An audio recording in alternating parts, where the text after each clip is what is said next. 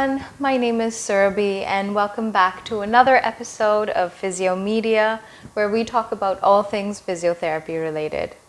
In my last video, I spoke about lower back pain and demonstrated effective exercises that you can use to help relieve that pain. Today's video is going to focus on exercises that you should probably include in the early stages of your rehab program. These exercises will help in gaining some of the movement that you might have lost because of the pain. A special mention to those of you that have pinched discs or nerves, and especially those of you that have sciatica. Please proceed with caution and only after you've seen a doctor or a physiotherapist. That being said, majority of people who have low back pain fall under the category of mechanical low back pain. Yes, even if the pain travels into your buttocks or legs. Most people that have this type of pain come to the conclusion that they have sciatica. Please don't self-diagnose your pain. I have to have this conversation with a lot of my patients on a regular basis. Please ensure that you've been examined either by a doctor or a physiotherapist, or you've had imaging before you turn to Dr. Google about sciatica. And trust me, not having sciatica is the better situation to be in. Now that I've got today's venting out of the way, let's proceed with the exercises. I call this first exercise knees to chest. And those of you with a flexion-based preference will probably really like this exercise. However, those of you with an extension-based preference may find this exercise a little bit challenging, so make sure you proceed with caution. As always, if you're finding that the exercises are causing pain or increasing your symptoms, either cut back on the frequency or stop the exercise altogether. If you're not sure what your movement preference is, please refer to my previous video. I will link it to the top right corner. You begin by lying on your back on the floor, carpet, or a yoga mat. People with arthritis in their spine and those of you who feel sore and stiff in the mornings, you should probably do these exercises in bed when you first wake up. You may find that not only do these exercises give your pain relief, but they may leave you feeling less stiff as well. To do the exercise, you bend and bring both your knees up towards your chest, using your hands to pull them as close as you can to the chest, within tolerance, of course. Your hands can be placed either in front or behind your knees, depending on whatever is more comfortable. Those of you who have stiff knees or arthritis in your knees, it might be easier for you to place your hands behind your knees rather than in front. Begin with no holds, progressing to 10-second holds. Repeat this exercise 10 times, which consists of 1 set, progressing to 3 sets. And you want to do this exercise at least 3 to 5 times a day for it to be effective.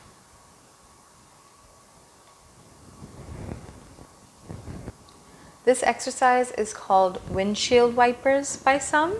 You'll see why. I call this exercise lumbar rotation in supine, which is quite literally what it is. This exercise, again, can be done in the mornings for those of you who need it. So again, if you have arthritis in the spine and are stiff in the mornings, this might be a good exercise for you. Start in the same position as the previous exercise. Again, bend both your knees, but this time you're not going to pull them towards your chest. Instead, you'll rock both legs as well as your hips and lower spine side to side, so it looks like your legs are windshield wipers. You're going to do this exercise the same number of times as you would the previous exercise, which is starting with no holds, progressing to 10-second holds, repeating 10 times, progressing to 3 sets, and again 3 to 5 times a day. This next exercise is called child's pose, and I believe There's a similar exercise in yoga which has the same name. So those of you that practice yoga might be familiar with this one, except this is my version and I call it child's pose with a twist. You'll see why.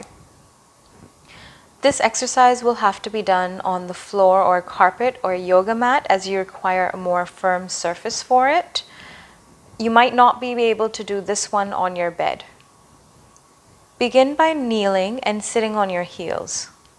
Those of you with knee pain or arthritis may have trouble with this, so proceed with caution. Next, you want to bend at your hips and extend your arms forward above the level of your head. You want to reach forward as far as you can while making sure that your buttock remains as close to your heels as you can keep them. Now, to add the twist, you walk your hands to the left or the right, bending your spine in the same direction that your hands are moving in. This exercise is great for people who have more pain on one side of their back compared to the other, or for people who have trouble with side bending in their lower back. This next exercise is called cat-cow. Yes, you heard right, cat-cow, and should preferably be done on the floor or a yoga mat, but again can be done on your bed if you find that it helps you in the mornings. Start on all fours, which means your hands and your knees. You begin by arching the entire spine downwards, from the neck all the way down to your lower back. Push your spine as far as you can, and this is the cow position. Try to hold this position for a few seconds, and then move into a flexed or upwards arched position along the length of your neck and spine. You want to arch upwards as far as you can, and this is called the cat position. Feel the stretch in your neck and back in both positions. You want to alternate several times between both of these positions, going up and down at least 5 times in each direction.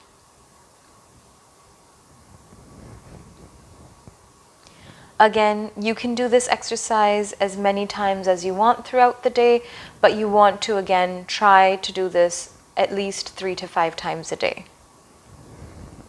And there you have it, the easiest and most basic exercises that you can start doing to help improve the movement and flexibility in your back.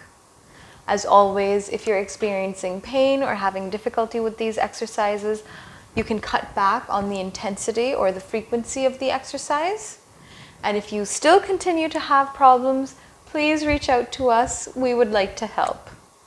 As always, if you enjoyed watching this video or learned something new, please give us a thumbs up. Please share this video with your family and friends, and especially those that do have low back pain. Please subscribe to Physio Media and don't forget to hit the bell icon.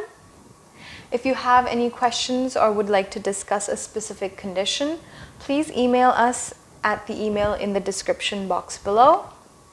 And until next time, this is Surabhi saying Namaste.